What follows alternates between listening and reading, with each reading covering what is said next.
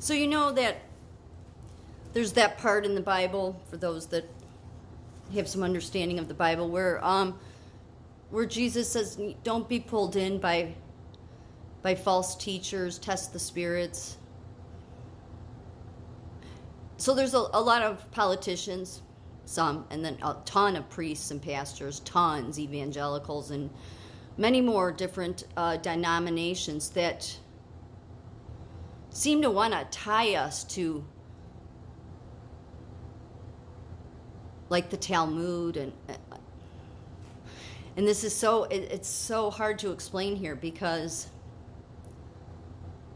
I don't want to confuse it with innocent Jewish people that are led astray. But so here's where I'm going to say from the get-go here. Exodus, Israelites were in the desert because of continually worshiping false idols, okay? Constantly. For 40 years they spent in the desert. Okay, and then I said in my other video how Moses said that they would end up going back to their old ways, and then that's exactly what has happened. Okay, so after the Exodus, they ended up in captivity in Babylon, or they ended up in captivity, and then with the Greeks, all these, and then through all of this, they would come out of captivity, then go back into it again. And through all of that, then there came this, like the Talmud, the Torah, all this. But yet, those teachings don't make sense, especially the Talmud. They have 8 different genders, and it's all based on what somebody looks like on the surface. This is why Jesus talked about the heart. This is why Jesus mocked what they wear, because they only look at the surface of someone. Like, how can they? And yet, Mike Pence, he had a while back these Jews for Jesus. Okay, and there is many Jews that believe in Jesus. I'm just saying that my point here, and again, before somebody starts attacking me, I look at it from the biblical perspective. We have a ton of people in this country, many media people, and others, many pastors, priests, all of them, that talk about the Bible, and they understand the Bible, and they've studied the Bible, and all that, and yet link us to Israel based on the Old Testament because we believe in the Old Testament. But see, the Old Testament makes it very clear, and Jesus went on to say that they will be cursed if they end up following false prophets, if they end up following in the ways of their oppressors from the past. And yet the Talmud and Judaism in general, they see Jesus as the most damaging prophet in history. Yet everything Jesus said, especially about Israel, has come to pass.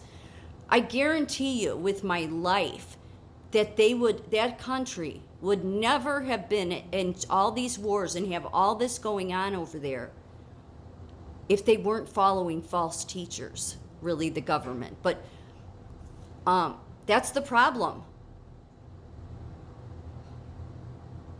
And then you get Mike Pence here. They want Jews for Jews for Jesus, because this was in the times of Israel. I was reminded of this incident when an event for Vice President Mike Pence, a Messianic rabbi, recited a prayer for the victims of the shooting at Pittsburgh Tree of Life Synagogue. It turns out that the idea to invite this person came from the Jewish Republican candidate for Michigan's 11th Congressional District, Lena Epstein. When confronted with this, Epstein explained that the choice of a Jew for Jesus was, quote, because we must unite as a nation. In other words, a Jew for Jesus is a hybrid, both Jew and Christian, and thus a way of coming together. No, because the teachings, unless they're, and there's many Christian Jews, I'm not talking about them. But what mostly, the reason their country has had all this horrible stuff happen is because God of the Old Testament is not protecting your country. He's made that clear in the Old Testament. Jesus went on to say how if you follow my ways, because you will know me, because if you know my Father, you know who I am. They seem that there's that sect of the Judaism that doesn't believe in Jesus and goes as far as to call him a damaging false prophet. Yet we need to unite. It almost seems like they want you to unite, because if you really look at it, America's been very protected, and it's because of the hand of God, because there was the covenant made when the founders stepped on Plymouth, all of that with God. And we were at one time the biggest Christian nation. But if you wanted to force a country into captivity, then you would want to make it align with religions that believe Jesus was the most damaging false prophet.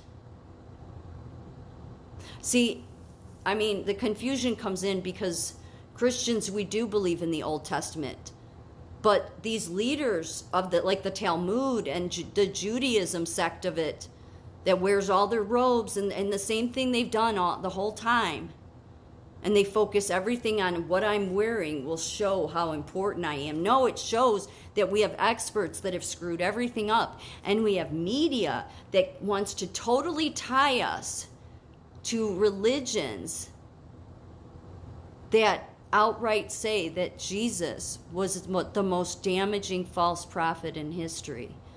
No, he just happened to be the real Messiah. You missed it. While you wait, like the Talmud, for the first coming to come, that's not going to happen. You didn't even recognize when he came. Yet the Talmud believes in 8 different genders. Yeah, Judaism has recognized non-binary persons for a millennia. Oh, so they don't even follow the Old Testament, because Jesus said male, female. And yet when you read this article, and I'm not going to read all of it because it basically is everything about the surface. So there's male, female, then there's when they can't tell if it's a male or female, and then there's if man changes the male to a female. That's how they're counting it. It's still male, female. But really what the Talmud is based on is legal Jewish social traditions, Jewish legal traditions. Yes, likely many of the things they came up with while they were in different captivities throughout the Jewish history. And they've added all this stuff and created their own religion and made themselves God, and have decided in their head how they want God to be when he returns. Yet they're no different than the ones that Jesus saw and Jesus talked about. I just really wonder why they want to tie America to that.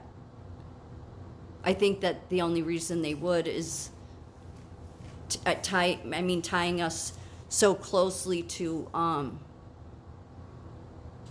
the Talmud. The Judaism is because they hope that God will lift his protection from this country. Because believe it or not, while Israel has been going through many wars and much oppression throughout the history, America, up until 9/11, that is, we've been very protected because God does protect this country. And if they were following in the right ways, again, I'm looking at it from the biblical view, so don't come attacking me. Because if you believe in the Bible, then these questions should come into your mind. Is that if they're being attacked all the time like this throughout history, then it means that God has lifted all protection from them. And it's because they're following false, fake Jewish teachers, which Revelations talked about those people, that they only look like true Jews and they're not.